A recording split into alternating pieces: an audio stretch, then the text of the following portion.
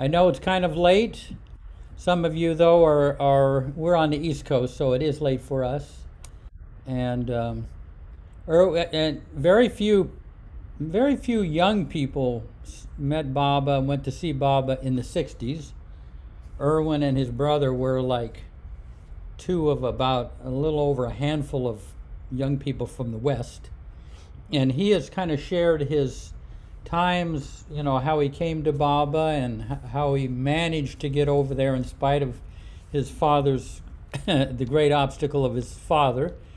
But it's a great, very, wonderful story. And I'm going to ask Irwin if he will share some of those times he had with Baba. Sometimes he was in the car with Baba, sitting in the car, and some of those intimate exchanges, if you can jog your memory.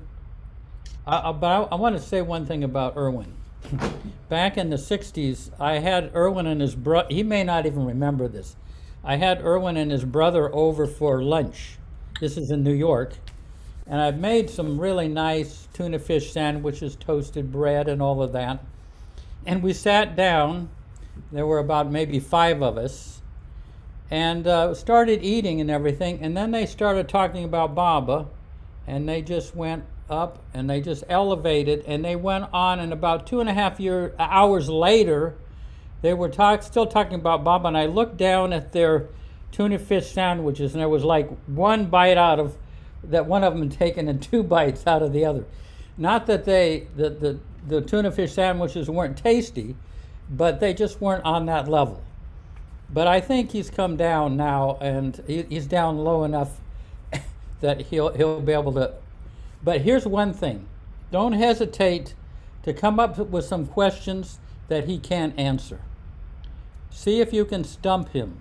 So later on, toward the end, after Irwin shares, then we'll open it to questions and answers.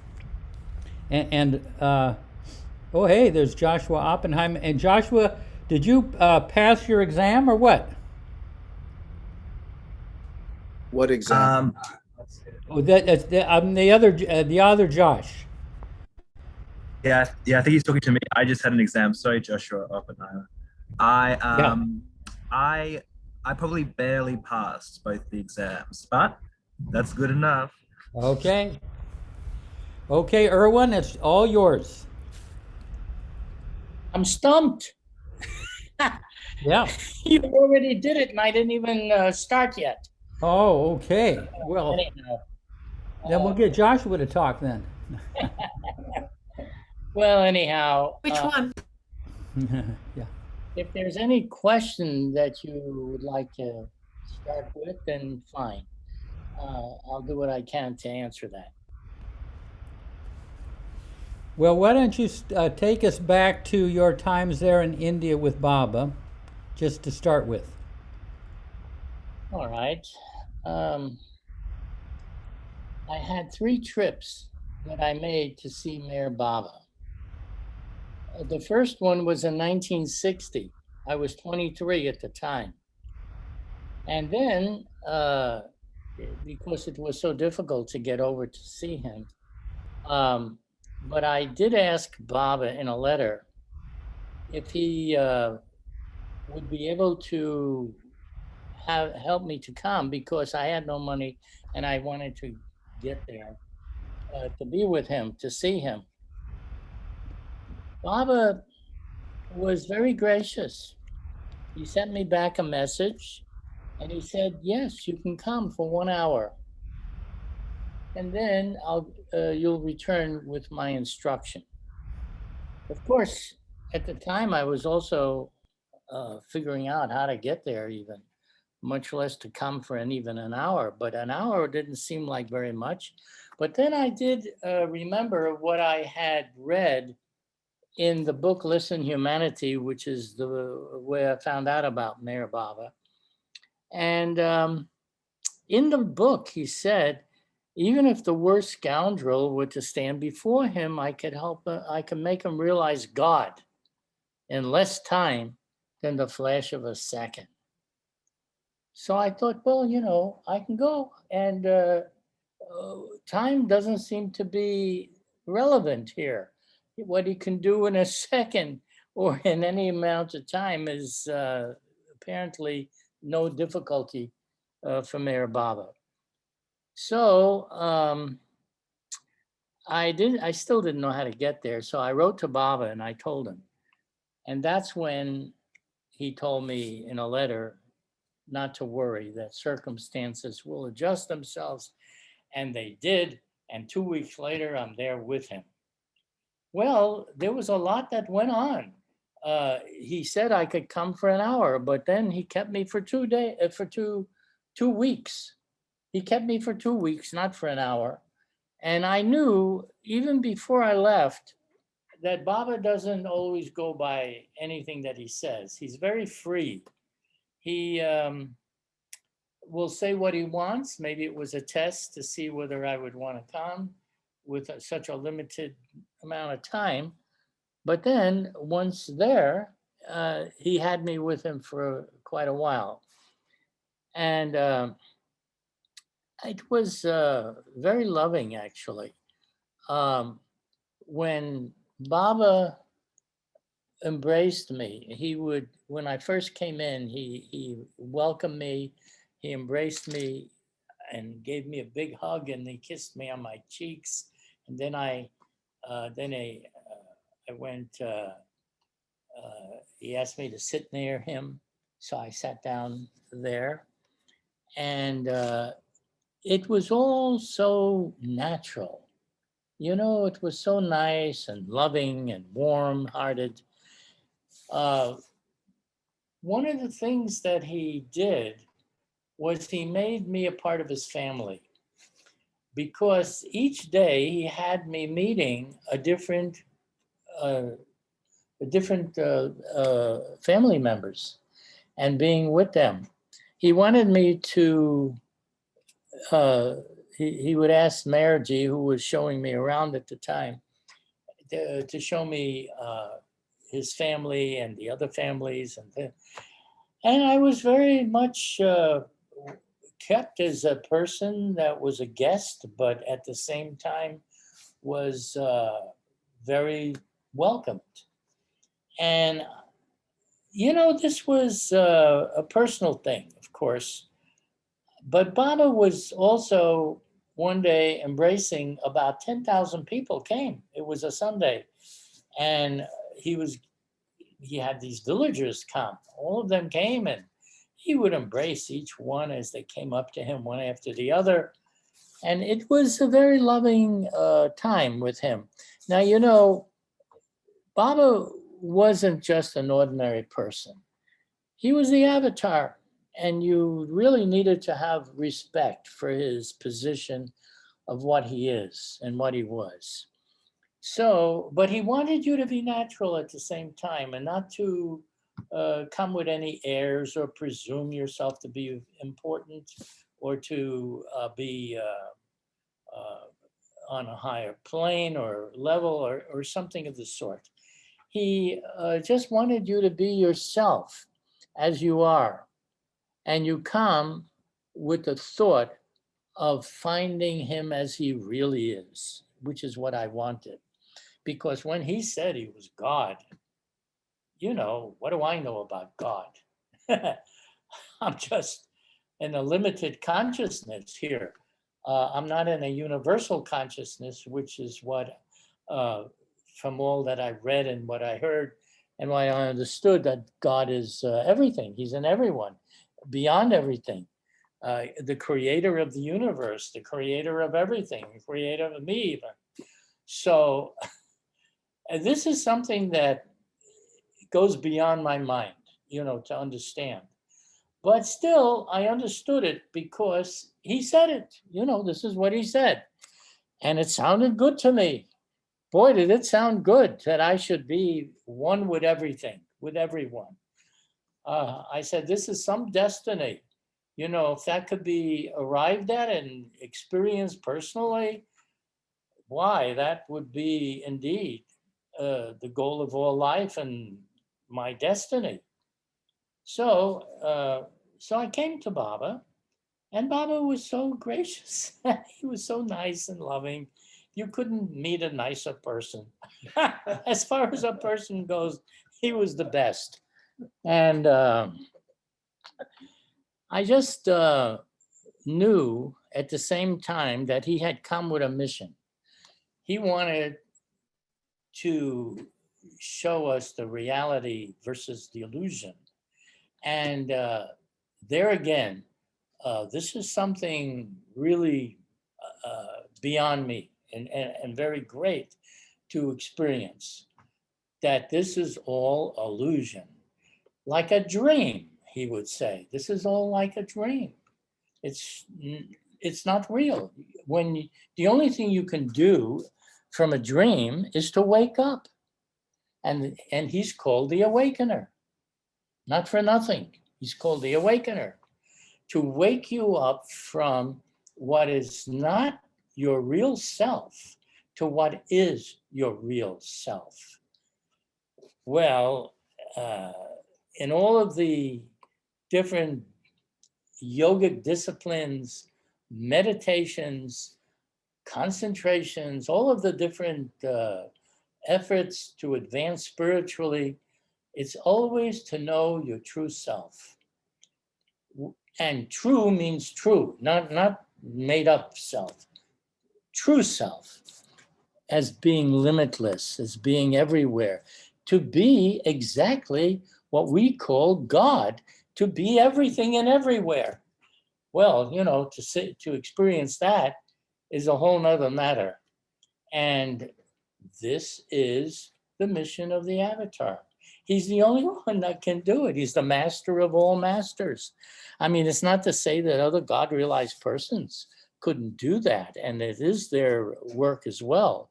But for that, you have to be God-realized, and Baba was certainly that. And he was the maker of perfect masters. He knew who he wanted to carry out that position. Being a perfect master is a duty. Being God realized, you have no duty. You experience the reality of your true being. But to be a perfect master means that you're going to have to help others also, and to enlighten others. And I think it's for this reason why Baba doesn't just give God realization instantly to a person. He wants to prepare a person for helping others, to be able to enlighten others, because as a perfect master, you could actually enlighten others. Anyhow, sitting with Baba one day, and there was all these people sitting in the room. There was about 200 people in Guru Prasad Hall. And I'm thinking, as I'm sitting there, I say, here's Mayor Baba. He is in such a state of unlimited experience and consciousness. He's God realized.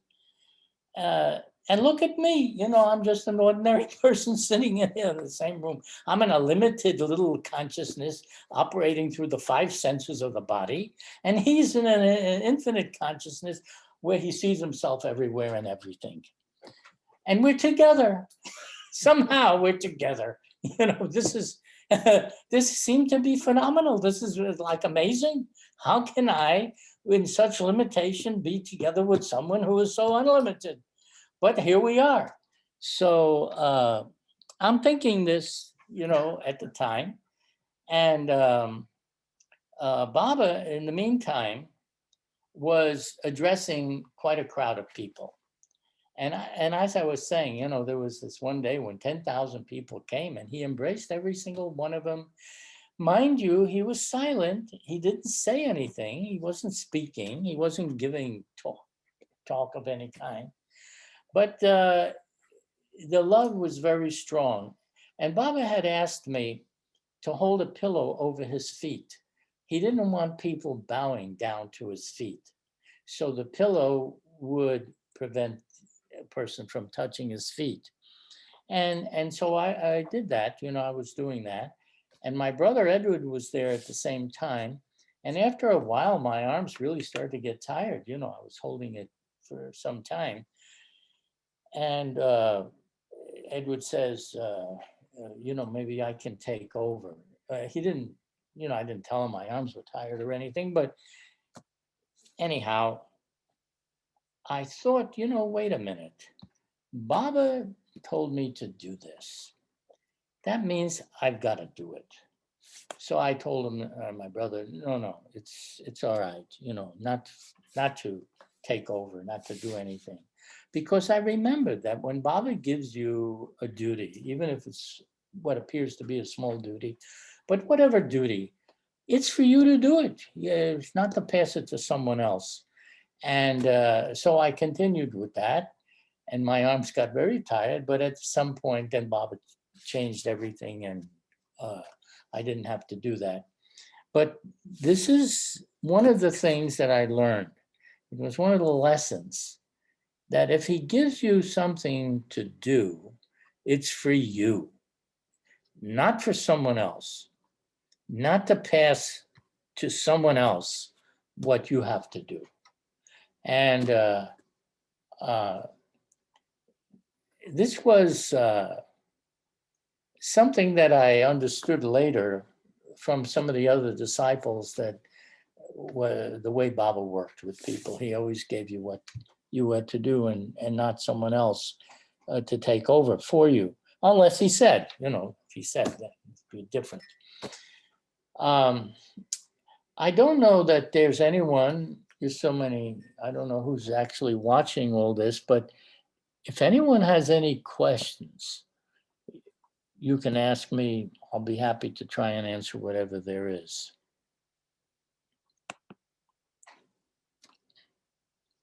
Irwin? Yeah. There was one time you were, some of this time when you were in the car with Baba. Can you recount some of that? One time when your thoughts kind of went wild and whatever. Well, I was in the car, and at one point I was thinking, here I am sitting with Mayor Baba and the avatar, I should ask something. Yes. Okay. Yeah. Judy is reminding me that Baba did tell me to stay close to him. He didn't want me to wander off anywhere or to do anything else, just to be right there with him wherever he was, until he dismissed everyone, and then then you go. But in the car on this one time, I was thinking, well, I should ask something, because how much opportunity will I have to actually ask anything to Baba? And Baba was just sitting next to me. He was sitting in the car. The carriage was driving the car. And I just sort of blurted out, was you Surya Teswar a perfect master? Was my question. Surya Teswar, in case you may not know, was the master of Yogananda. Hopefully you know who that is. Anyhow, that's who he was. And I don't know, this curiosity just came to my mind. So Baba just gestured, and Eric read Baba's gestures. And Baba said, did you come all this way just to ask me this? You could have written. So I had the great opportunity of telling God he was right. I said, Baba, you're absolutely right. And when I said that, Baba looked and he just smiled. He was smiled, because really it didn't matter. Here I am with the avatar. What's the difference? Who's a perfect master at all? But then the next day, that wasn't the end of the story. You see, the next day, when Baba was in his room, he was in a room with the others. There was 15 people, close ones in the room with him. And I was there. And Baba suddenly says, if anyone has a question to ask. Well, I immediately thought of this, but then I thought, well, what's the difference? It doesn't matter anyhow. I'm here with Bob. I don't need to know this one or that one, perfect master. So I didn't say anything, and neither did anyone else. It was a question asked to everybody. So Baba said again, now is the time to ask. If you have a question, you can ask me now. So, of course, I thought about it again, but then again, I thought, oh, it doesn't matter. Who cares? You know, what is the difference? I'm here with Baba. And so no one again answers. No one says anything. This time, Baba turns to me. He looks at me and he says, Irwin, do you have a question? Ah, there you go. Well, naturally, again, I'm thinking the same thing, right? Because of what had happened the day before in the car. So, all right. So I'm thinking about this. And I'm thinking, but this time I'm thinking differently. I'm thinking, if I have only one question to ask, what question should it be? It should be a question that answers all questions. I want to ask the one question that answers all questions. And I'm thinking and thinking, what could that question be that answers all questions? I'm having trouble finding out what the question is. And everyone is sitting very patiently in the room and quietly, and Bobby's not saying anything, and he's just, just waiting. And everyone is waiting on me, and I'm waiting also on me to try and think what that question is. Finally, I remembered something. I remembered that when I read this book, Listen Humanity, which is how I found out about Meher Baba in the first place, there was something in that book that said, the one who asks for my love will be the chosen one. So I thought, that's not so bad. I never experienced divine love. I'd like to experience divine love. So I said, Baba, I would like all your love. Can I have all your love? That was my question. Can I have all your love? Well, now Baba went ahead and he looked at somebody in the room, one of his people that had been with him for so many years. Do you have all my love? I said, no, Baba, I don't. He pointed to someone else. Do you? No, doesn't. You? No. Everybody said no. Whoever he pointed to said no. So he looks at me. Why should I give you my love? Why shouldn't I give it to him or to her? Why should it be you? Who knew that I would have to have competition in this? It never dawned on me that I would have to compare myself to anybody. So I said, Baba, I would like you give your love to whomever you want to, but I want to experience it too. So that was my reply. Baba went ahead and he held a jar up. There was a little table next to him, had a jar on it. And he took the jar and he held it up. And he motions around it like this here with his hand and goes around circles. And he said, I am the ocean of love. You are in this jar.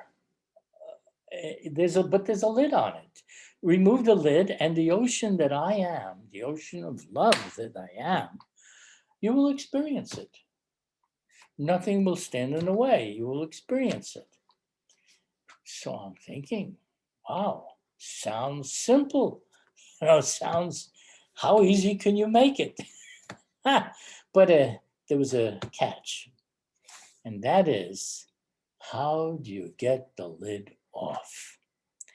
Well, just then, as I was about to say something to Baba about that, someone else came in the room, and it was actually, I believe, Kakabad. And Kakabad was the person that had all these divine experiences. He would repeat Baba's name 100,000 times every day. Baba told him to do that 100,000, but Baba didn't say how many times. He just to repeat his name and to count it. When he repeated it, to also count it. So he would repeat it, he said 100,000 times every day. Well, after some time, he started to have all these incredible experiences in which he saw the cosmos coming out of himself. I mean, some really big deal things that happened. He said that even in a dark room, he could see it lit up to the point he could read a newspaper if he wanted. That's how much lit up in a dark room. I mean, he was pointing out different things, that I had heard him tell. And so anyhow, he came in and the whole conversation changed then. And there was no opportunity to say to Baba what I was going to say. I was going to say, Baba, I'm inside this jar of ignorance and you are on the outside. There's this lid, but I can't remove it from the inside. You have to take it off from the outside. Someone who is free can free others. You can't just free yourself so easily. So I didn't have the chance to say that, but it was what I intended to say. And then later on, when I thought about it, I realized that that's why, you see, the answer was that's why I was there. Because this is obviously my situation. I can't realize the infinite in the way I am. Otherwise, I would have done it by now. But I can't do it. So I had to come to Baba to help me with that. And actually, that was the real answer, that it would have to be with his help, that lid, so-called symbolic lid, would be taken off. And then Baba turned to Francis Brabazon, and he said to me that I should, if I have any questions, I should ask Francis. And he told Francis, if everyone has any questions, you answer it. And you both go outside and sit on the bench on the veranda after I dismiss everyone, Baba pointed out. It's like he said like that when he dismisses everyone, we should go out and I should ask him some question. So I'm thinking, why would I want to ask Francis a question when here I am with the avatar who knows everything? But anyhow, Baba did say that. And Francis was the kind of person who didn't care to answer anybody's questions. He was quiet in that regard. So here, the two of us go out. I don't care to ask a question. He doesn't care to answer a question. We got to do it because Baba said. So we did. I asked him something and he answered something, and that's what happened. Well, little did I know that this was a setup for something that was to occur 15 years later.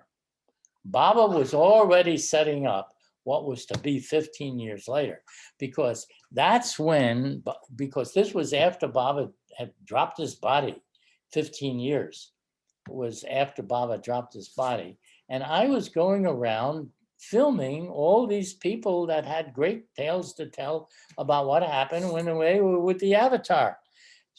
So I wrote to Francis in Australia, and I said to him, because he had gone to Australia at that time, I said to him in my letter, I said, I would like very much to film you telling the stories of what happened when you were with Baba for the 10 years that you lived with him, as well as what happened afterwards. He writes back and says, no. No, I'm not going to do it. Please don't come to film me. Boy, that was a pretty straight answer. So I'm thinking, he's a central figure person, because he was with Baba for so long. Who wouldn't want to hear his tales? All right. After a couple of months, I write again to him. I said, you know, Francis, I really would like very much to film you and hear the stories that you have to tell about your times with Baba. And he writes back again, nothing doing, no, not going to do it.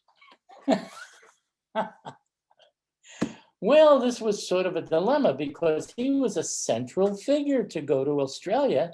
He was, you know, a very important person to film. But there were others too, because Baba had made 2 trips to Australia. And in the course of those 2 trips, these people all were with him that met him there, you see. And Baba did a lot of work, of his own work in Australia. Anyhow, there was a lot of people that had stories to tell because they were with Baba at that time. And they all, you know, had these things. So then finally I thought about it again and I said, you know something, it doesn't matter. If Francis wants to say anything, he can say, but I'm going to go there because there's all these other people that have great tales to tell too. They may not have had all what Francis had, but they also have. So I decided I'm going anyhow. But before I left, and here's where the 15-year key came in that I told you about. How Baba set this up 15 years before. I write to him this time and I say, Francis, remember when we sat on the bench and Baba had asked me that I should ask you questions and you should answer them. And if you think that Baba's words still hold today, then I'm going to come and I'm going to ask you a lot of questions when I do this filming. And if you think that what he said, his instruction still stands, then it'll be good for you to answer this. I knew one thing. He may not do anything that anyone's asked, but when it comes to Baba, you don't fool around. He loved Baba and he was going to do. So then there was no time even to get an answer because I had already decided to go, you know. So I went and then I'm with 2 people, 2 ladies that are helping me with the film, with the film work, with the movie films. And that was Martha Tillema and Ann Woods. And they, so we arrived at Avatar's abode where Francis was. And it was Christmas. It was the Christmas day. So all these people were coming to celebrate Christmas from all over Australia. They were coming there. It was a great opportunity. I could film so many people that way. So anyhow, we arrive and they come and I see Francis standing outside, you know, and they go out of the car and they go over to him and I look, you know, I'm thinking, I don't know how he's going to feel about me showing up because there was no time to answer the letter that for him to answer the letter that I wrote about what Baba said. Anyhow, they go out and he embraces them and he welcomes them so warmly and so nicely. And I think, well, we'll see what happens when I step out. Because Francis had a reputation of being a fairly tough person. You didn't fool around with him. Anyhow, I get out. And so I go over to where he is. And again, he welcomes me so warmly and so lovingly. And he says, you know, when you do your filming, you should film everything that I have to say that is in Baba's house, because we built a house for Baba, and this is what you should film. I said, sure. Right. I'm all for it. Anyhow, he then answered all the questions and we sat down and we have this incredible film of him telling the stories of what happened when Baba came to visit Australia.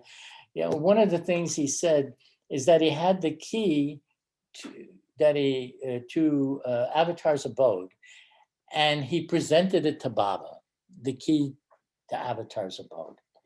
And Baba took the key and handed it back to Francis and said, "Now you take care of it for me." Like that. And it's on the video, the film that we made at the time. So then we sat down and we had some really great talks, questions. There was no difficulty. At one point in the beginning, he asked me, he said, "What did you ask me when we sat down on the bench?" You see, he brought it up himself. When we sat down on the bench and you asked me some questions, and you know something, this here had really slipped my mind what the actual questions were, because it was 15 years before.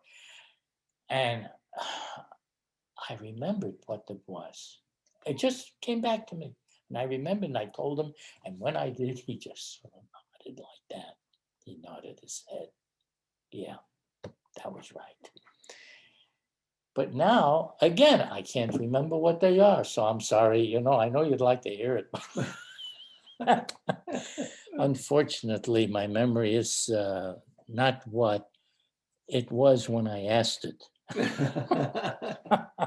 Tell us when you were in the car and then you had to get out of the car and go back in the car.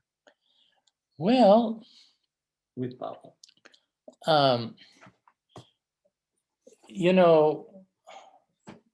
What happened in the car? He's asking what happened in the car. So I got out of the car at the time with Baba, and there was a few times, this wasn't only just one time that we were in the car together. But on this one occasion,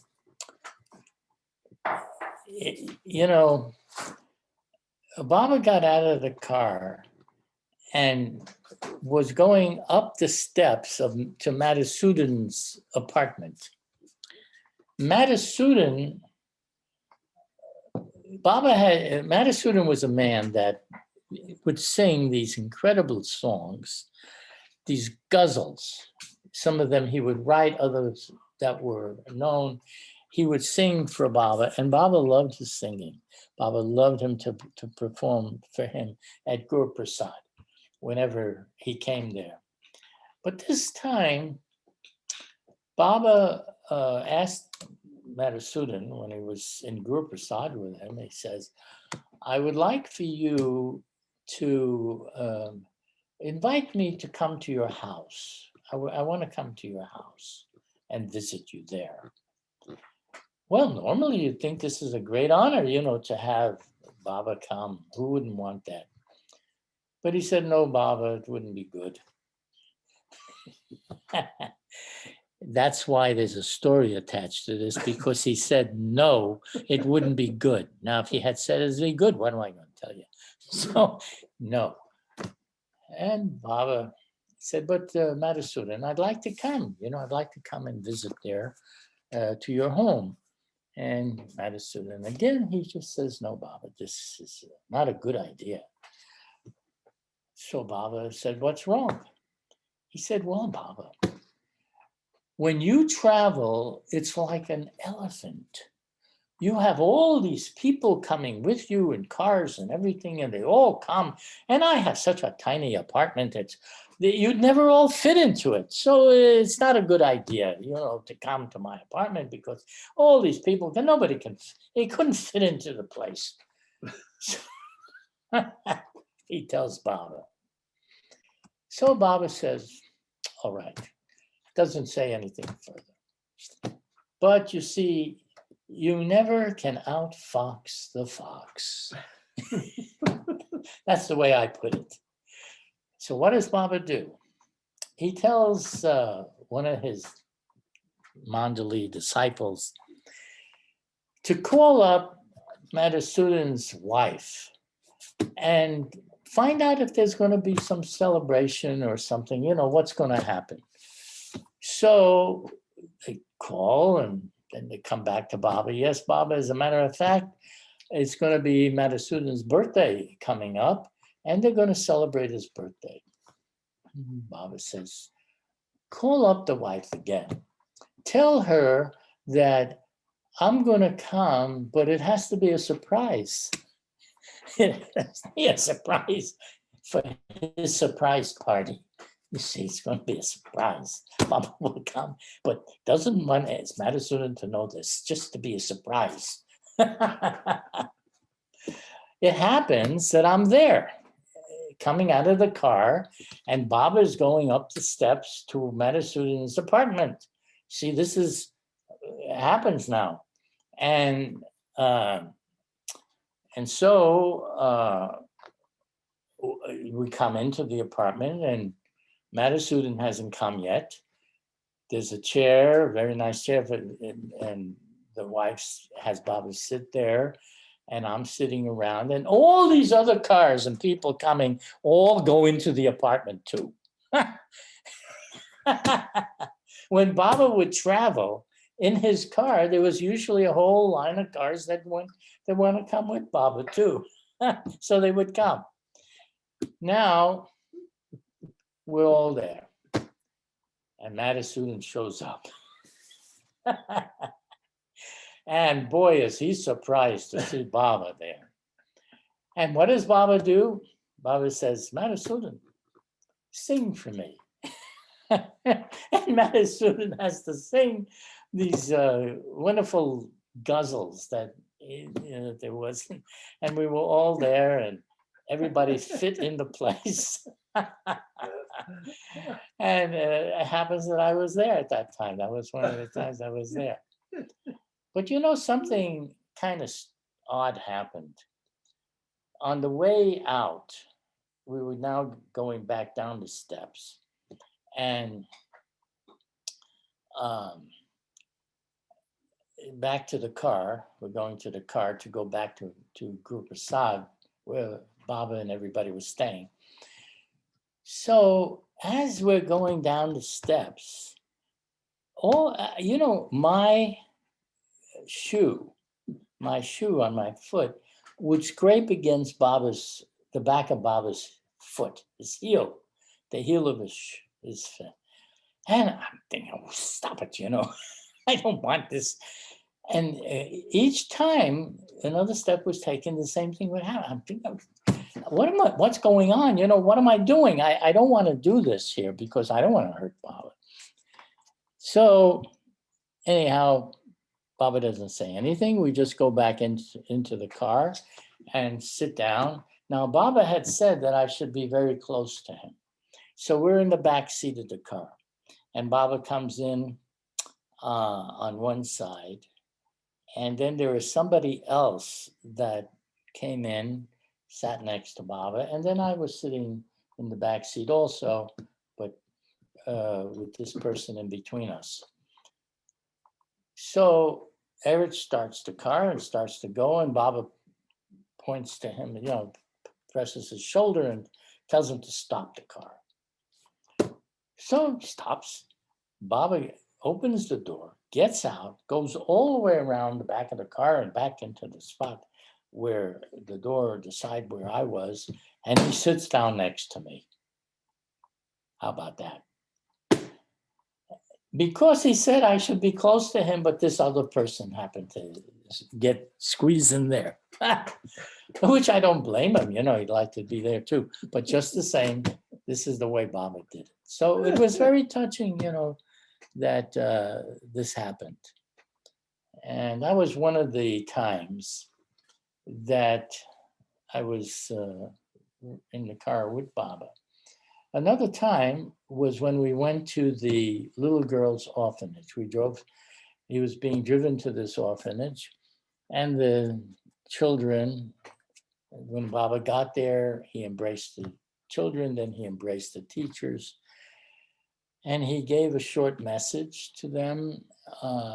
And then we got up and we left. And on the way back in the car, I said to Baba, they must have been given quite a push, quite a bit of help as young children, that you would have helped them in their future life. And Baba nodded, yeah, he had done that. It was in my mind that it wasn't just the embrace, it was what he did also for them individually as they came up to him, because he was doing that all the time for everybody. You see, it wasn't just them. This is his work. Anyhow, these were some of the car incidents that occurred. Weren't you sitting in the front seat with him in the car once? No, we were always in the back seat, the back seat. And then when, see, I had the habit of really looking at Baba all the time, you know, staring at him, even in the car. I would turn and look. And Baba wanted it to be natural, you know, that if you're going to look at it should be natural. So what he did, he told, I don't know, Erich or whoever else was there, to hand him a fan, and to give me the fan.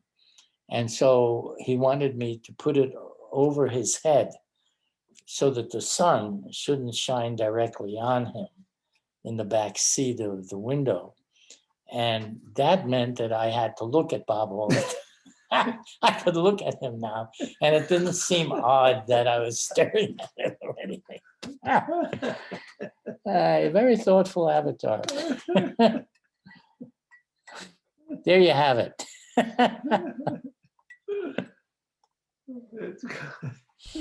Hey, Irwin, we got a question from either Diane or Terry.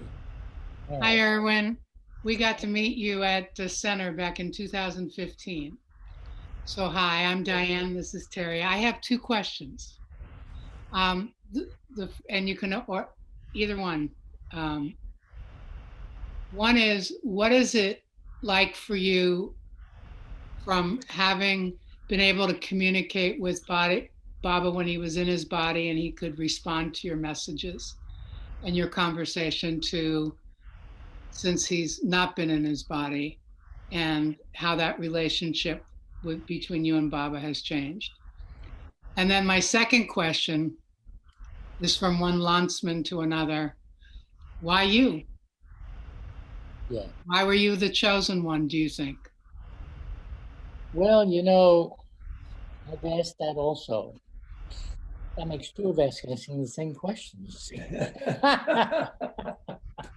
Why me? Well, I think that it all has to do with love. That when a person loves something or someone, the result is that you get what you love.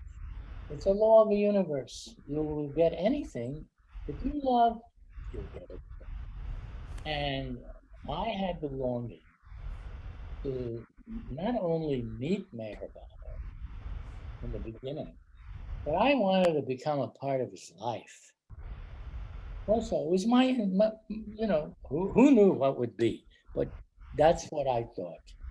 And actually, Baba made it possible, you know, where this did happen, where for 10 years, he was directing and guiding me through the different communications and letters and cables and visits and, you know, all of those things. I think that the people today that love Baba so much and wishes they could be with him will have that opportunity in the next Advent, if they really feel they have to be with him physically, in his physical incarnation. But then you see, even that is not something that you have to wait for, because no one lives very long. And but life is continuous. You may not live in the body so long, but you will continue to exist and live. And Baba is also in the subtle realm. He's in the mental realm. He's in the realm beyond. He's in all the realms. So you're going to have your chance to not only be with him, but to share in the love and all that his work and your personal relationship with him, it'll be there. It already has started just because that's what you want. You see, you want that, so you're going to get it. You have to get what you want. That's the law. It don't matter what it is. It can be spiritual or not. It doesn't matter. What you love, you will eventually get. It is the law of nature, the law of the universe. You call it what you like, but it is the law. And I had even written some, I started to write poetry in 2010. When, for 1 year, I wrote. The beginning of the year, I started, and the end of the year, I ended. In the course of the time, I wrote 150 poems. And they cover all these kind of matters. My poetry does. But I would say that what do I do now that Baba's not in the body and doesn't write to me or send me telegrams and things? The mind is very powerful and it's everywhere. Your mental structure, the mind, the laws that operate the mind are not the same as the physical laws of the body. Everything is instantaneous.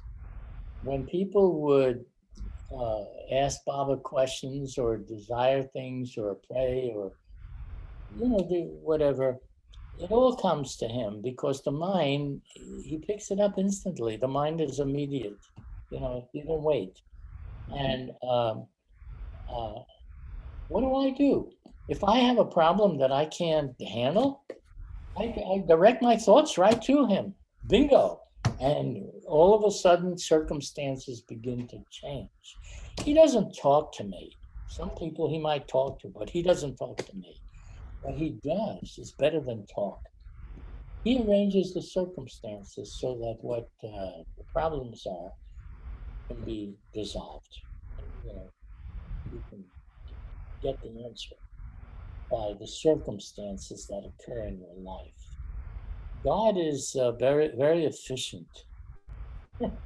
If you want something, you can have it. But the way he makes it happen is in his own ways. And love is a very powerful almighty force. It is the most powerful force in the universe, actually, because it makes you one with everybody and everything. That's what love can do. Nothing else can do that. That's what love is. And that's how Baba is. He's one with everybody, so he can do anything for anybody. I would say that's what I do now. I just direct my thoughts to Baba. I feel that he's very much present with me.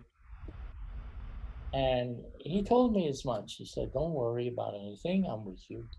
Distance means nothing to me. Time and space are no barriers to me. He said this. He actually said this.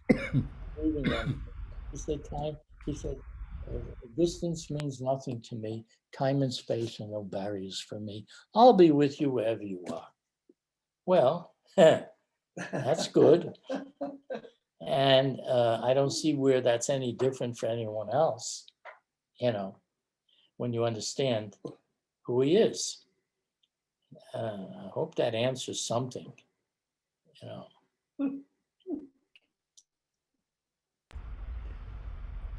Another question, Alta.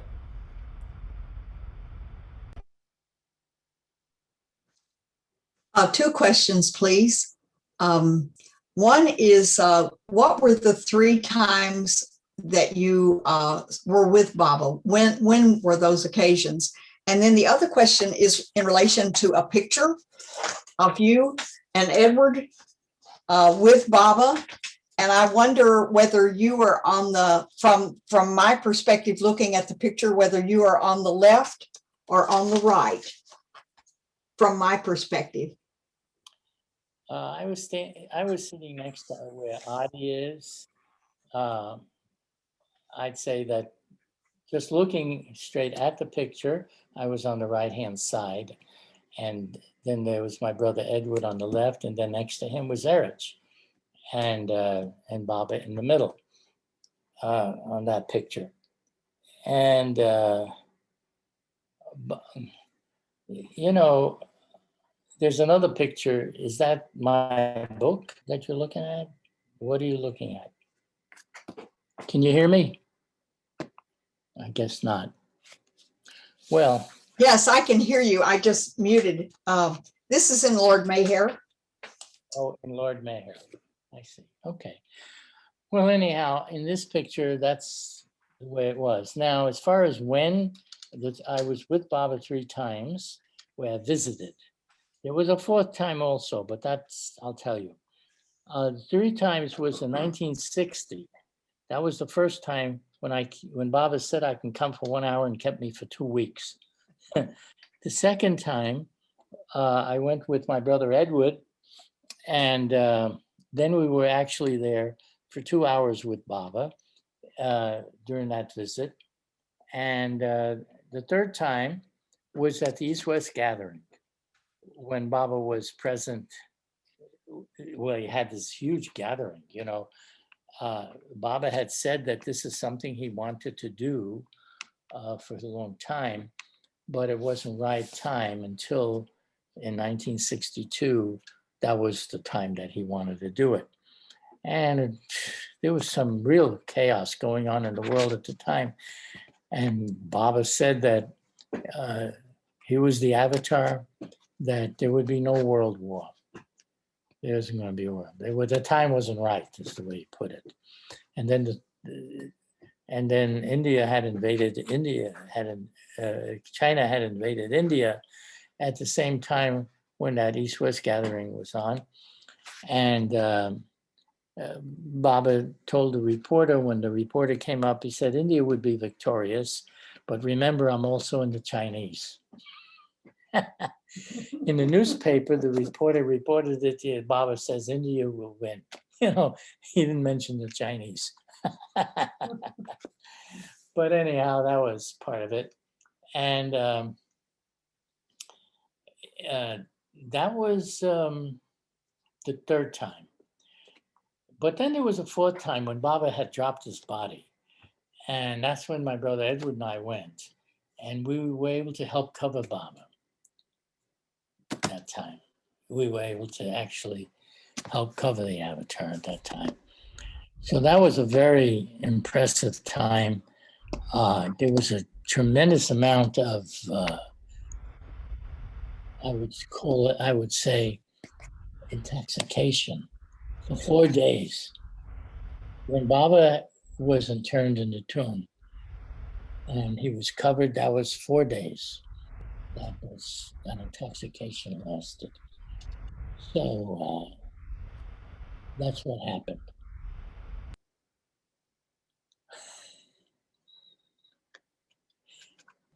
Jeff, you're on mute, Jeff. Oh, Fred Stankus has a question for you.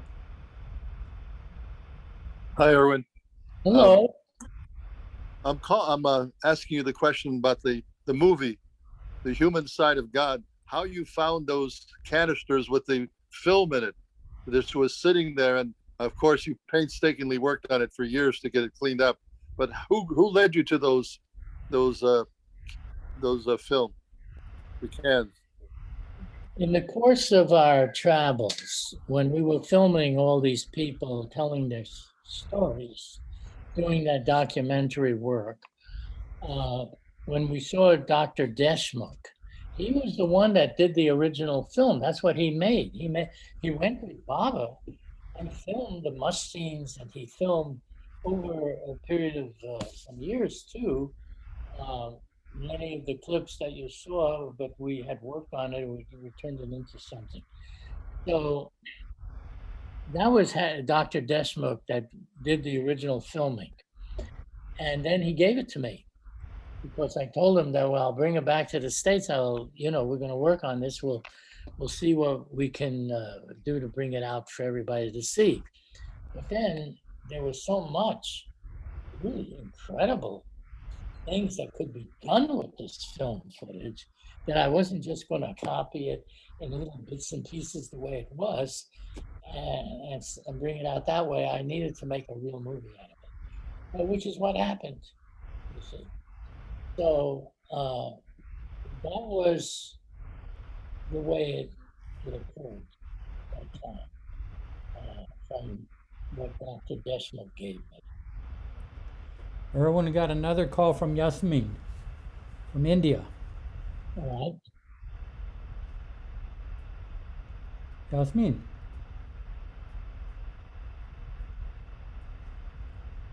Hey, well, while she's maybe kind of whatever, what about the 2 hours when you were with Baba? Can you describe that where you and Eddie were with Baba for 2 hours? Yeah.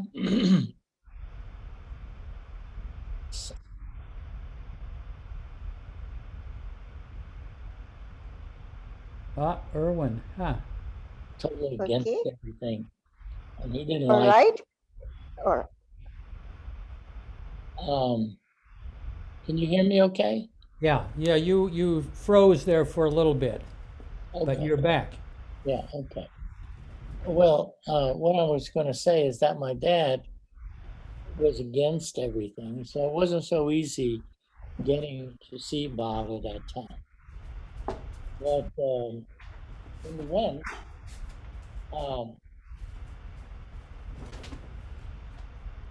it's quite a tale, actually. All right. See, the way it happened, there was a letter that came from Baba's sister Mani, that said in the letter that Baba would soon be going into seclusion.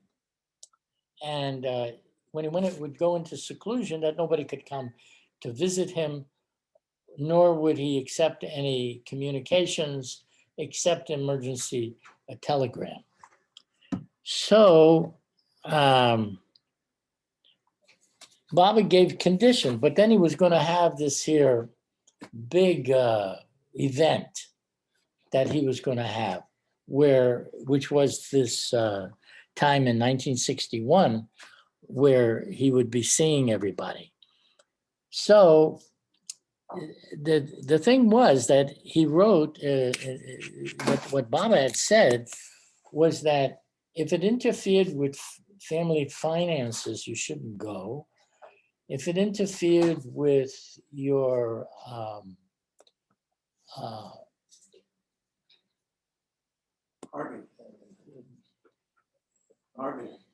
yeah, if it interfered with family harmony, also not to go. If it, he gave all these different reasons for not coming. He beat us to it. You see, he beat so many people to it. Why they can't go? They have these same reasons. So Baba said, first, if you have these things are difficult, don't come. All right. Well, we had. okay. Can I come in?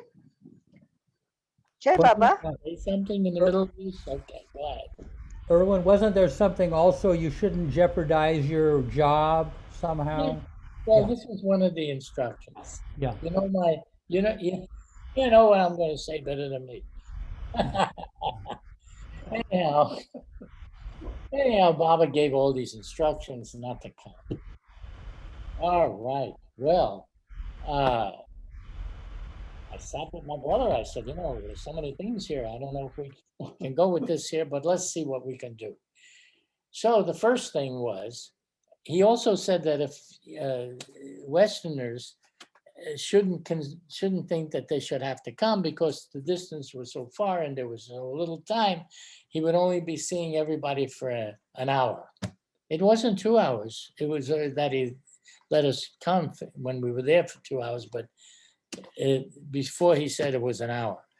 And that due to the distance and expense and everything, you shouldn't have to go. Well, now, we started to go over this. So first I went to the travel agent. I wanted to find out if I could even go. We got this message in the middle of the second week that Baba was already seeing people for the 2 weeks that he was seeing them. And we get it in the middle of the second week. I didn't even know if we could make it for the last day. So the travel agent says, yes, you know, if everything goes perfectly and there's no hitch, you could possibly make it for the last day. How about that? Maybe. So now there was that. All right. In the meantime, we discussed, what are we going to do? You know, if it interferes with our job. In the meantime, I'm working for my dad, you know, if it interferes with my job. And he definitely doesn't want me going anywhere. So, all right, we said that. So I said, look, Edward, what is our job in this world? What is our job on earth? What we're here for? It was to advance ourselves best we could, you know, with God and man and everybody. So that took care of that. Then the question came up, well, what about finances? Baba said, if it interferes with your finances, you shouldn't go. Well, we had enough money to go, but that was it. Once we came back, we're broke. So I said to my brother, I said, again, what is money for? If you can't use it to better yourself and to advance yourself, especially with the avatar, what are you going to do with the stuff? So that was settled. We were going to go for that, you know, that was okay. And finally, this was, Baba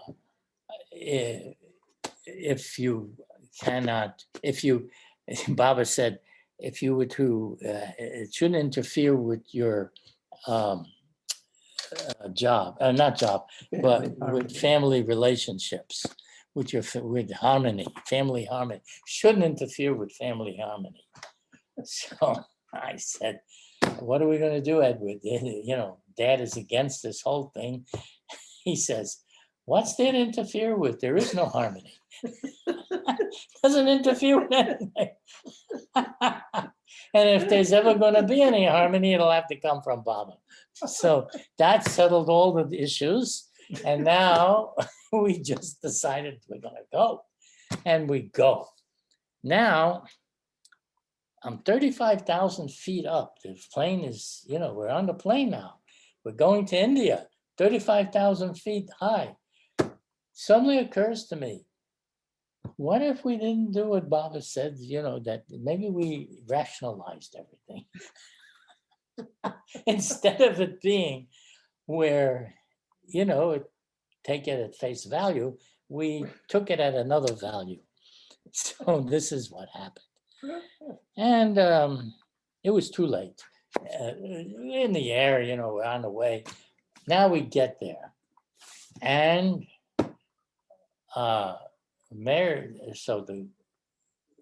we get to Pune, and Maharji comes with his car to take the Baba, those few Baba lovers that came from the hotel to where Baba was in Guru Prasad, to take him to Guru Prasad. There was just a handful of us that actually made it. And that's what happened. So we go there, and there's Baba now, and Baba we entered that room that Baba was in. It was the Guru Prasad hall. There was such an atmosphere of his presence in there. You could just feel it before you could even see him, because there were other people in the front of you that you couldn't see Baba right away, but you could feel that incredible, beautiful atmosphere. And so I came up to Baba, and he embraced me and had me sit near him, and Edward the same like that. And it was Edward's first trip.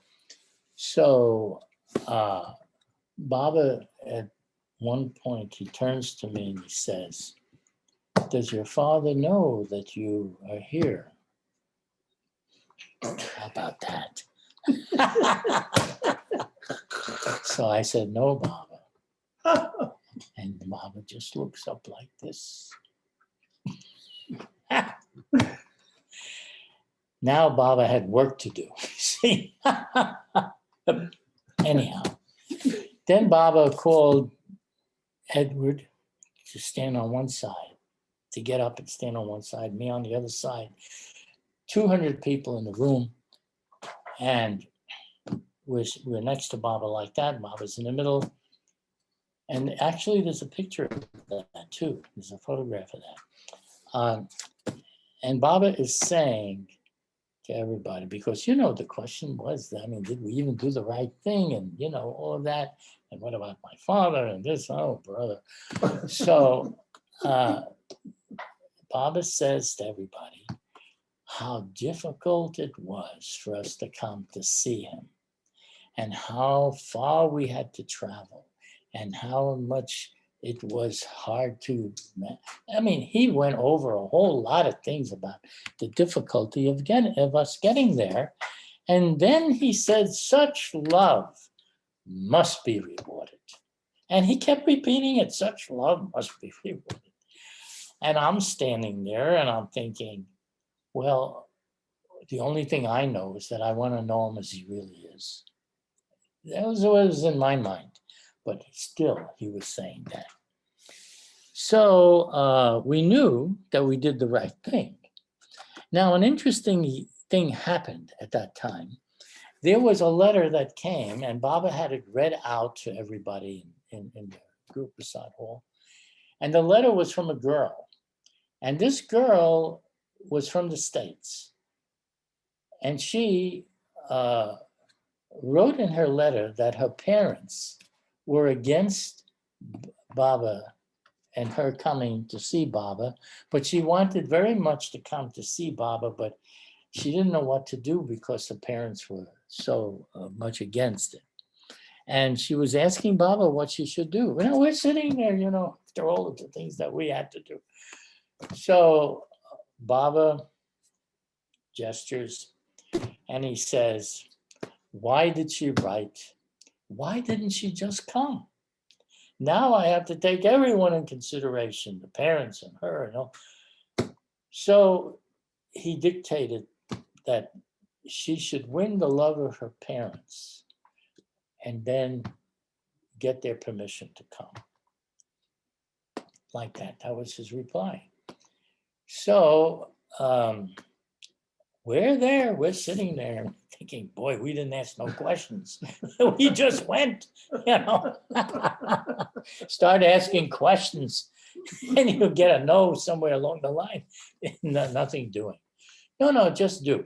Because when it comes to God, whatever you do that is going to bring you closer, that you feel will bring you closer, is always the right thing.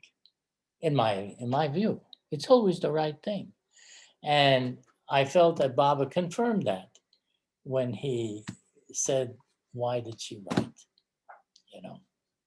It just come. Anyhow, these were some of the things that happened. Beautiful.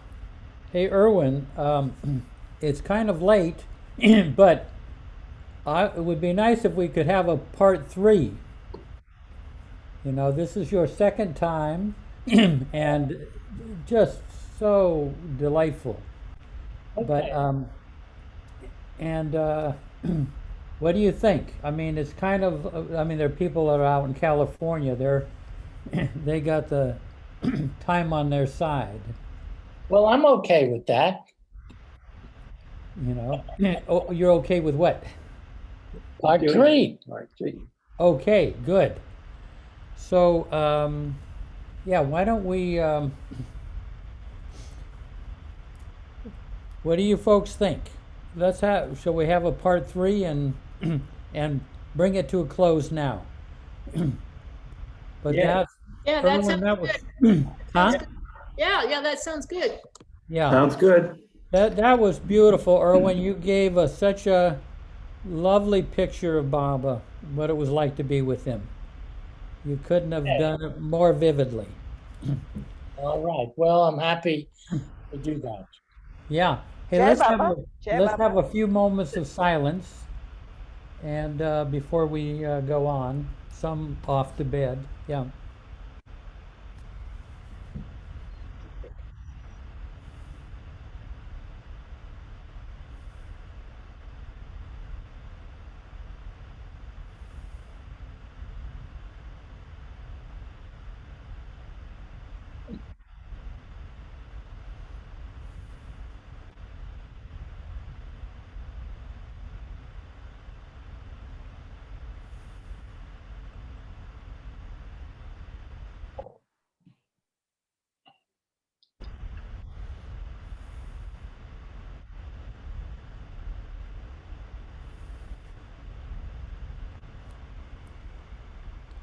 Jai Baba. Jai Baba. Jai Baba. Thank you, Irwin. Let me mention that not this Tuesday, but the following Tuesday, Merwan Mystery is going to share his times with Baba. Wow. And his family goes way back. His mother's side of the family, Chanji, Baba's first secretary, but he was a teenager around Baba, and I think you'll thoroughly enjoy his sharing. And oh, go ahead. Before we go, there's a poem I'd like to read. Yeah. Before we end, it's called Dark Eyes. And it has to do with Baba's eyes because they were brown eyes. See, we don't know until something happened. Okay, here it is. What is behind those dark brown eyes? What do they see that I cannot? The making of my mind, the thoughts of all beings, be they of the underworld, or the bliss of heaven, or just the life of men.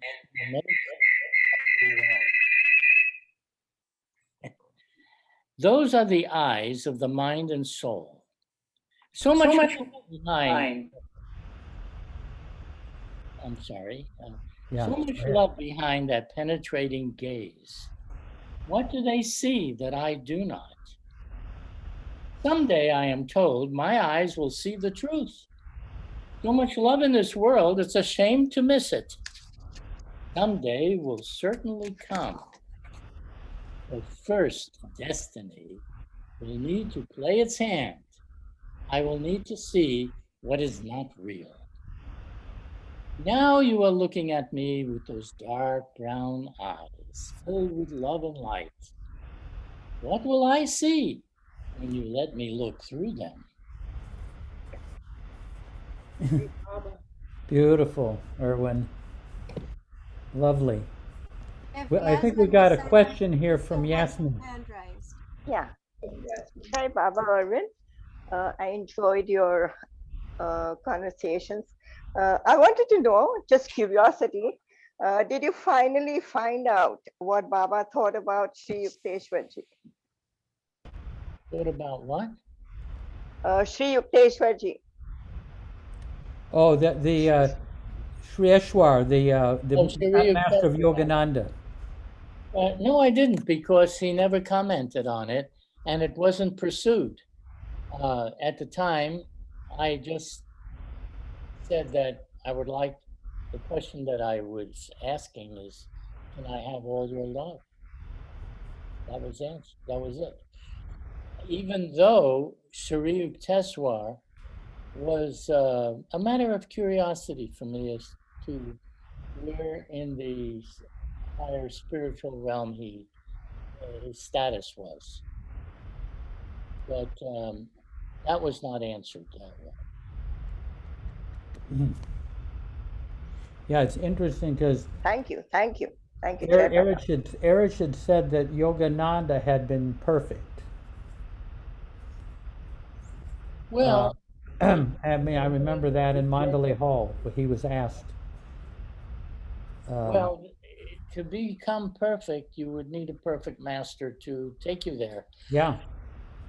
So he may have been. Sri Yukteswar, from what he wrote in the book, was the one that gave him the Kriya Yoga technique or meditation to use as a means of advancement. That's the limit of what I know about it, Yeah. from what he said. Yeah. Well, I think to end it, we have to have Nasreen say Avatar Meher Baba. She's, Okay, ready? yeah. Avatar Meher Baba Ki Jai. Avatar Meher Baba Baba Ki Jai. ki Avatar jai. Meher Baba Ki Jai. Jai. Jai Baba, We Jai got to have Baba. that voice. Oh, thank you, thank you, thank you, Thank you, Irwin. thank you. So, Thank you, Irwin. yeah, this Tuesday, there's a fellow's going to. He's got some great things. You know you're a Baba lover if, and you'll enjoy his.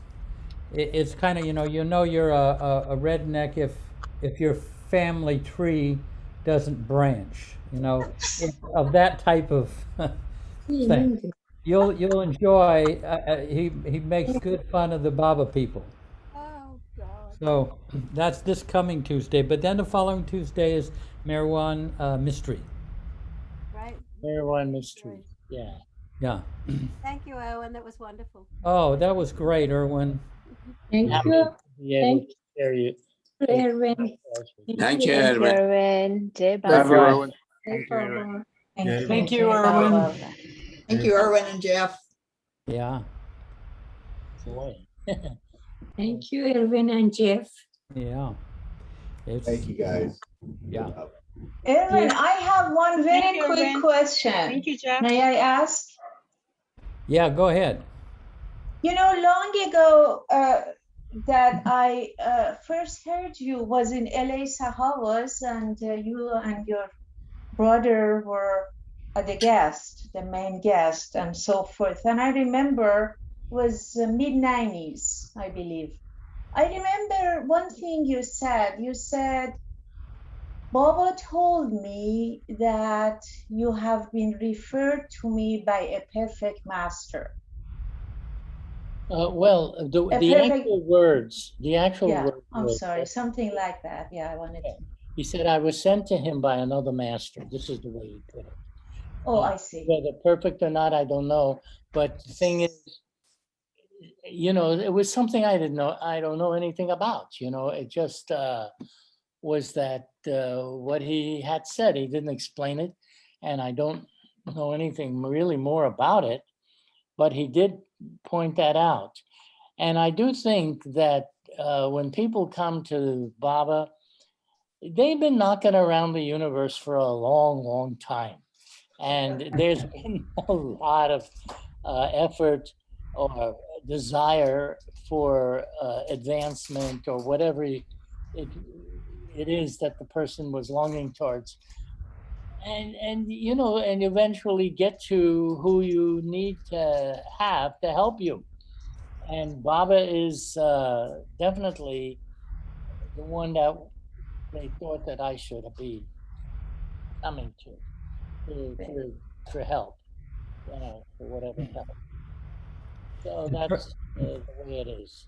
The terminus. Thank you. And Baba also told me, and he wrote this in his letter, that I was not to contact any spiritual teachers or masters. And then he, in a letter, extended that even further. First it came in a cable, then it came in a letter that this held good for all of his lovers everywhere. So it was something generally that we could all benefit from, because once you have a master, that's it. Nobody is going to do anything more, you know, and you stick with one. One is plenty, more than enough. One is a handful. If you got one master, you're gonna be having your hands full with that. That'll be good, but it'll be good. You know, it's what you need. Can I just say something to Irwin? Yeah, go ahead. Irwin, I don't know if you remember me. My name is Candy. I'm from the Miami group in the late 60s. Anyway, I was in Mehrabad once when your father was there, your mother and father. And it was very, very interesting. We stayed at Vilus. And your father really was, what a character. And one of the things that I remember that stood out was that he was telling us that we were marketing Baba all wrong.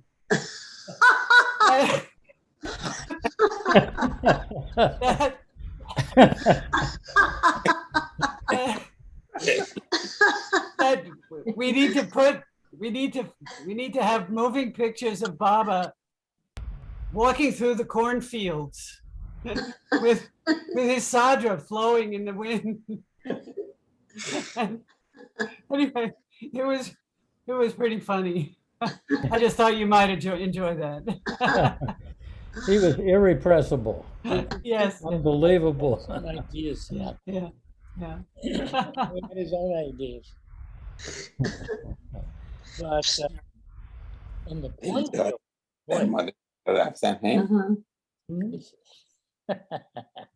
Thanks, Irwin. Jai Baba. it is an interesting image, you know, Baba going in the cornfield with his sadra flowing behind him. And, Oh. you know, make a movie out of that. But anyhow, you know, he was a very self-confident person and very image-oriented in his own way, totally in his own way. Did he come to Baba, or I know the story about him being his best friend, but well, you see, it started off, as you may know, that he was very against Baba completely. Yeah, I know. But then as time went by, he began to like Baba. And then when he got to really like Baba, he told me, he says, you know, I thought that it was Mayor Baba that was causing all the distress and trouble in our family. But now I know it's you. So he transferred the whole thing over to me and my brother. we were the bad guys. But you know, I did find something. Let me just see. I don't know if I have it here, but not. Oh, wait a minute. Here's something that he wrote. You know, I found it in my book here that my dad wrote about Baba. And this is after he began to really appreciate Baba. Boy, did he appreciate him. It says, Baba, Baba, thousands of miles I have traveled to be in your grace. It was worth all to see your sweet face. You are the ancient one, you are the graceful one. Being in your presence is like being in the heaven. Oh. Anxiously we awaited the hour of arrival, for you are the truth and have no rival. Oh. And no what? You Wow. will be a memorable event. For every moment in your presence I have spent, I feel cleansed and clean, like a beautiful stream. Baba, Baba, I would travel to the end of the world to be in your grace. Baba, Baba, to see your sweet face. Wow. God, that was Wow. beautiful. I guess that answers my question. Can you imagine that? Oh, that was beautiful. Yeah, it's incredible. You'd think he was an old-time Mandali lover from way back. And maybe Baba used them. You know, sometimes you need to have opposition in order to make progress. So he was definitely the opposition for a while. But at the same time, he really had this way of feeling, to express himself like that was really a surprise. Irwin, do you mind if I ask you a question? Yeah, go ahead. All right. Yeah, I'm disappointed. I got on when I could and y'all were almost ready to go. I'm glad that people are staying on for a little while. Thank you. I hope you take this well. Something I noticed about you was when I heard you speak last time, you went through some of how tough your dad was on you. And your response to that seemed to be so matter of fact, like it was nothing. Like he was very hard on you. And it seemed to be like the criticism just flowed off your what is the saying? That it just rolled off his back. Yeah, it just seemed like you had such an incredible acceptance, like it was nothing, when a lot of people like myself would take it so to heart, like a parental criticism. Are you aware of that? Well, and how did that happen? How do you become so accepting of it? It's unbelievable to me. Well, it wasn't all that hard. The way that I thought about it was that if I was in his mind, the way he thinks, I'd do the same thing. So there isn't a question of how he is at any moment. It's only a question of understanding that if you're in the mind of another person, then you're going to do as they do, because that's their mind. And I wasn't in his mind. I was in my own mind. And in my mind, I knew that I had to get to Baba. In his mind, he did whatever, he was thinking to do whatever he can to stop it. And so we both did what we had to do, you see. And I didn't, but you're right about one thing. I really didn't care what he said. Because really? How do you pull that off? He could say whatever he wants. And he did say whatever he wants. Yeah. Wow. I had no animosity towards him. And Baba didn't want me to have animosity towards him anyhow. Baba would just say to, one time he said, when he says that he wants you to get my permission.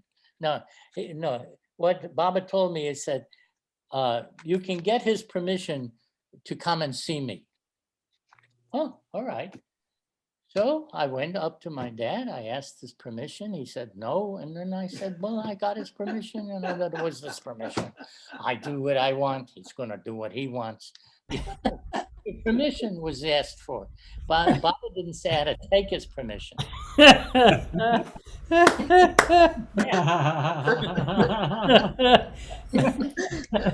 You make a good lawyer, Irwin. You're in the wrong profession. I was thinking exactly the same. When you really want to get to Baba, nothing is going to stop you. You're going to hear this and that and the other. It doesn't matter. It's all just, they said, water off a duck's back.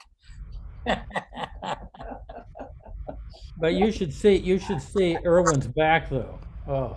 What? We should take a look at your back. See what's rolled off of it. Oh, all right. Boulders. No. Doesn't matter.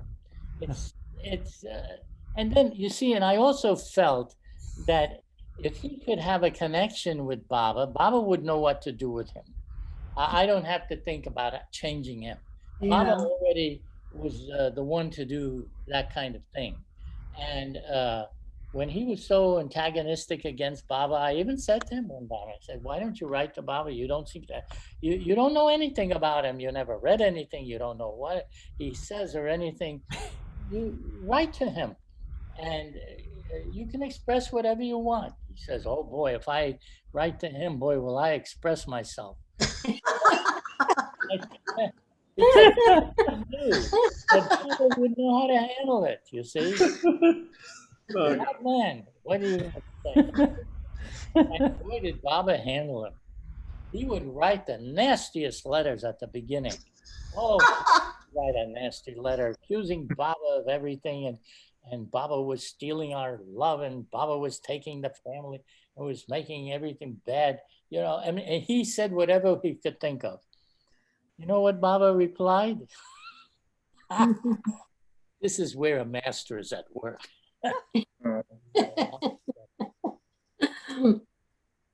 Morris, I can see that you're a good man. You love your family. You want the best for them. You want to help them.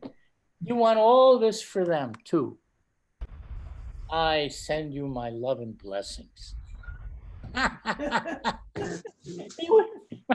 My father would get this after that nasty letter, you know. He would get this, and each time he would write, you know, he would vent himself, and Baba would have some kind of a thing to answer him, of what things that he would like. And then one day he said, you know, whenever I get a letter from Baba, it's like reading the Bible. Oh, So soon he began to appreciate Baba. Finally, one time, he was saying that he could accept Baba as a friend. He would tell me that. I said, well, is he your best friend, or can you accept him as your best friend? I don't know why I thought of this, but you know, I said, he says, well, I'll think about that. The next couple of days, after a couple of days, he says, I didn't forget you had asked me that question. He said, well, he starts to name his different friends. He had different friends. He names them, and then he says what's wrong with that person. The next one he names, what's wrong with him. And these are his friends. The next one, friend, this is what's wrong with him. And he went down the list of his friends. And then he comes to Meher Baba. He says, now, Meher Baba, he understands me. He said, he understands me. Yes, I'd say he could be my best friend. How about that? Beautiful. So you see, Baba had his way of gradually infiltrating the heart to such an extent that he even told him once, you know, he was having some problems, and he wrote to Baba about it, and Baba said to him that he should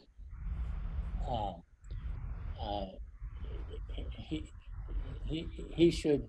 He told him what to do, but he said, be resigned to be the divine will. He told him, because my father wanted to become mayor of the city. So he was going to vote, you know. But Baba told him, you can run for office, but be resigned to divine will. And he lost the election.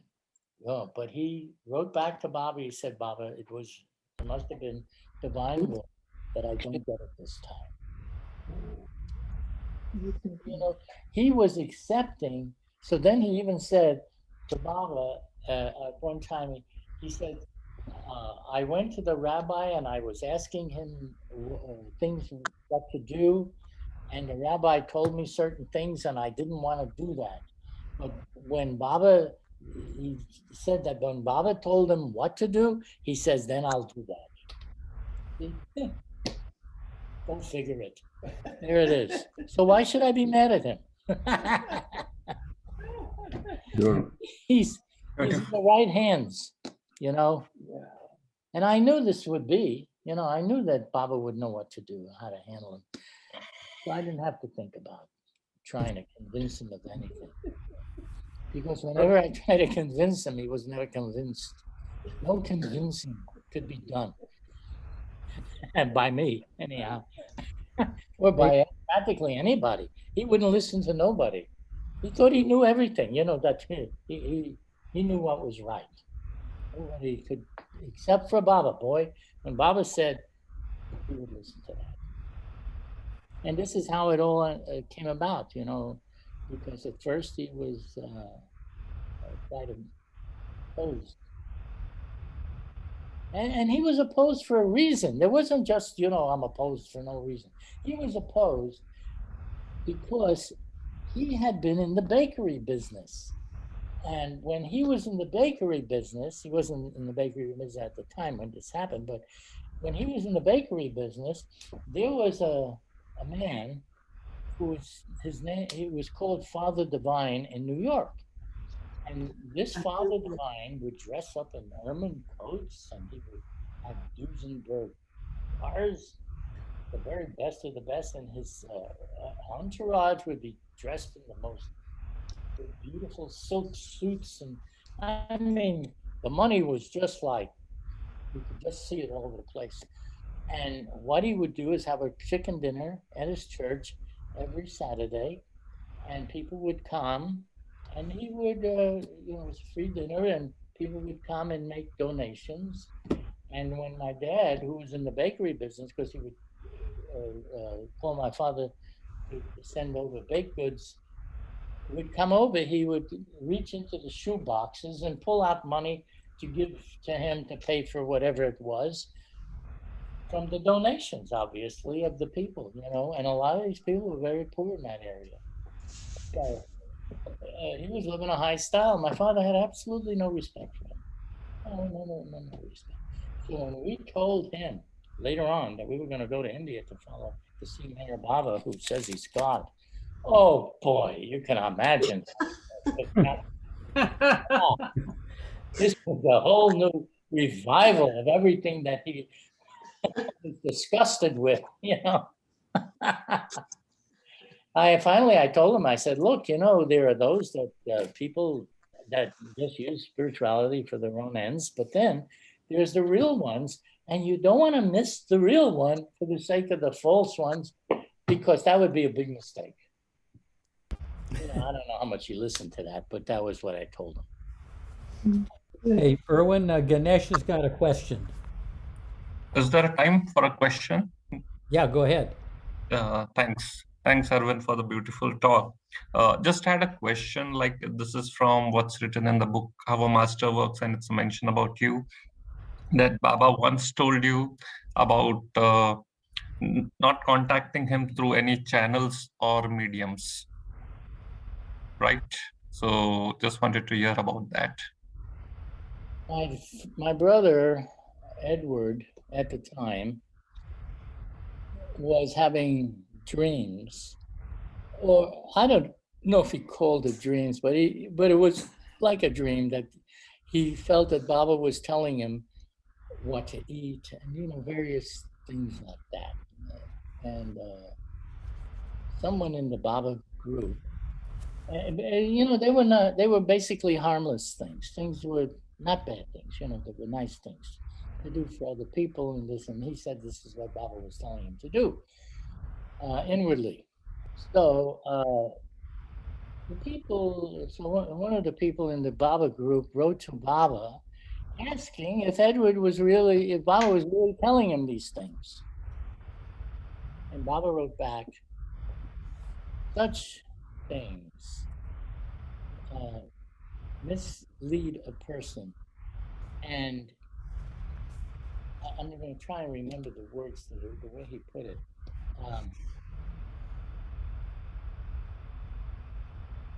Well, I'll give you the gist of it.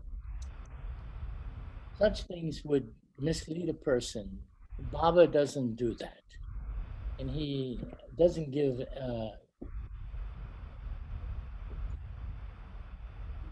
message, Baba doesn't give you messages to give to others. This is not what Baba does. And you should write to everybody that you gave these messages to tell them that Baba doesn't do that. That's what he was told to do. And he did. He wrote it. Didn't do it anymore. So, in essence, that was what it was. As far as following other masters and things, I think I already mentioned, Baba didn't like anyone who was devoted to him. Now, you're talking about the general public, they can follow whoever they please. There's nothing like that. They're not committed to any one master. But Baba said that those of his lovers that have committed to him should remain with him and not be following, going after other masters. I don't know if that answers your question exactly. Yeah, that answers. Thank you, Erwin. Yeah, just wanted to know from you. So because Baba told y'all that not to contact him through any mediums or channels. So thanks, Erwin, for that. The way to contact Baba, as far as I know, at this time, he's not in his physical body. You can do it directly with your mind. You can direct it. I even wrote a circular recently, which I sent out on my email, which spoke about that and what happened to me after with Baba. See, remember I mentioned that I wanted to see Baba and I didn't have the money to go and all of that. And so I wrote to Baba, and Baba said that that circumstances would adjust themselves and I'd be able to come. So the question is, what happened? How did it do that? And what happened was that idea all of a sudden came to me to sell some of the property that was that my father had, some of his property. It was in real estate. All right, so I went ahead and I put this. I created this huge ad. He went away. He was going away on vacation. So he said, take over, advertise it, make some sales or whatever. So I put a huge ad in the newspaper. It cost thousands of dollars. I wanted to sell off the whole thing so that I would have enough money to make the trip to go to India, to go to Baba. So I put this huge ad in on a Saturday, and another one went in on a Sunday. And boy, that was going to bring whatever make the money to go. So on Saturday, I think I told a story once. On Saturday, nothing happened. I think one person came in with $5, and that was it. $5. Sale asked if they could put down $5 on the down payment. There was nothing compared to what I had to go. All right, so all day long, nobody came.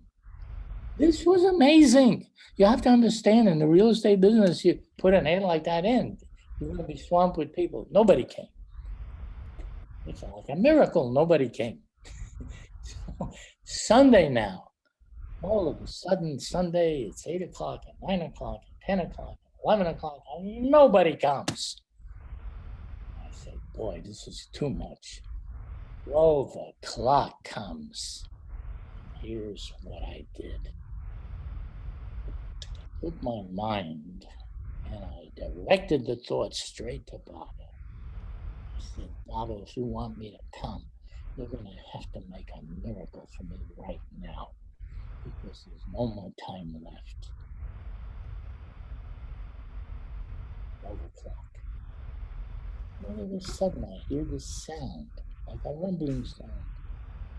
And it's coming closer and closer, and it's rumbling and rumbling and rumbling, coming closer and closer. And soon everybody in the office, all the salesmen and the people, my father, and there was a policeman at the door, and, they all begin to notice the sound. It's coming closer and closer, and big sound coming closer and closer. And suddenly the office doors, which were like double swing doors, swing wide open. And this mass of people come in, fill up the place in seconds. The whole place is filled up, and they all want to buy something. How about that? So this goes on now for about 6 hours. People are calling on the phone, come on over. We want to get it. We can't come over. You send somebody. And it was like this here was a madhouse for 6 hours. At 6 o'clock, everything stopped, and that was the end of it. And boy, did we have a good day that day. But what happened? All I did was direct my thoughts to him. So when you ask, what can you do now to connect with Baba? I have only to say that you just direct your thoughts. He'll pick it up. He picked the world of the mentality, the mental world is connected. It's not like the physical world where you have to go from place to place. There, it's all instant. And he picked right away, you know, and it was for good purpose. So he just, when I got to India, 2 weeks later, I was there. When I got to India, Baba, first thing he asked me, how did you come? I said, it was your will. He had me stand up and repeat it to whoever was there, you know, all the people there. I said it was Baba's will.